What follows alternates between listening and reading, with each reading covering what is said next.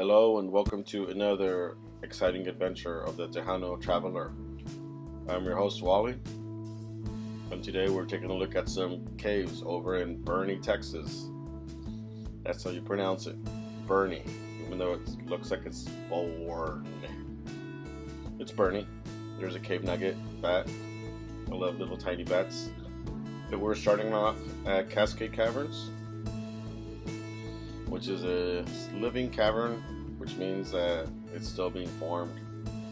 You can see some of the water dropping in through the limestone above, and it creates some cool little pools that you can see as you're making your way. It's not a meandering cave, it's just like a straight shot cave. You go in and there's a long corridor, and then there's a stop at the end, and then you just come back the same way. But it's guided by a tour guide that is very knowledgeable. It shows you some of the areas. It's not as crowded as other caves, so it was kind of cool. You can sort of take your time, look at some of the things, look at some of the formations, take in the views. It's not as well lighted as some other places, so having cameras there or having flashlights there helps a lot. And there's a ending where the Cascade Cavern usually runs when it's really rainy outside, but right now it's sort of dry, but it still leaves its pool down there where the water comes from. So it was kind of disappointing not seeing the actual cascade, but it's still nice to go to. And I like seeing the little ravine where it came from.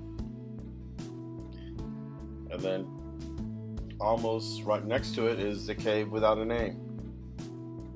Now this cave without a name got its name because some kid during a naming contest said, "Oh, the cave is too pretty to name," and it sort of stuck. So now it's the cave without a name. And I do agree, it's pretty. It's got some interesting formations.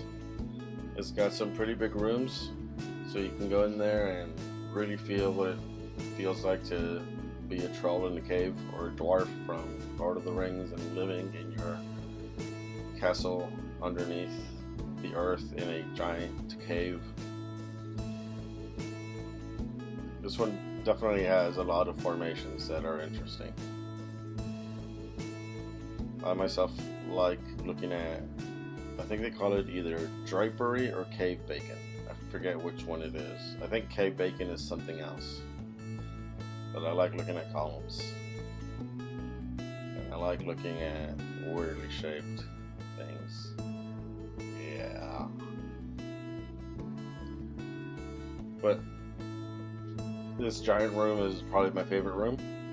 It's got a lot to look at, a lot to think about, a lot to admire. They hold operas and music events down there, so they have setups with chairs and stuff. Apparently the acoustics are pretty excellent.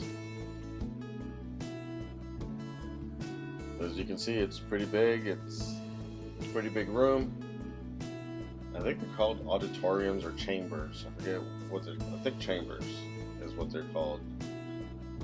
But as you can see, there's plenty to admire. And of course, you have to take a selfie with your cave behind you to prove that yes, you were there. Look at me, everybody. There's a couple of pool areas where the water just collects. Sometimes I feel like drinking it. They say it should be pretty pure water, but I don't know. I think part of me thinks it'd be kind of mineral-y from all the minerals.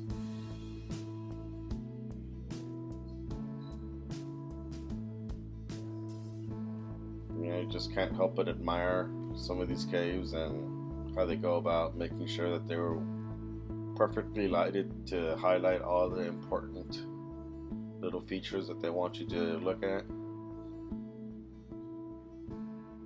And just how amazing really no one's seen this except for the past couple 100 years or so, ever since we had height. So it's nice enjoying something that Mother Nature probably never intended us to see ever. So I hope you've enjoyed our little trips to some of the caves, and I hope you've been enjoying my channel, and don't forget to like and subscribe, and thanks for watching.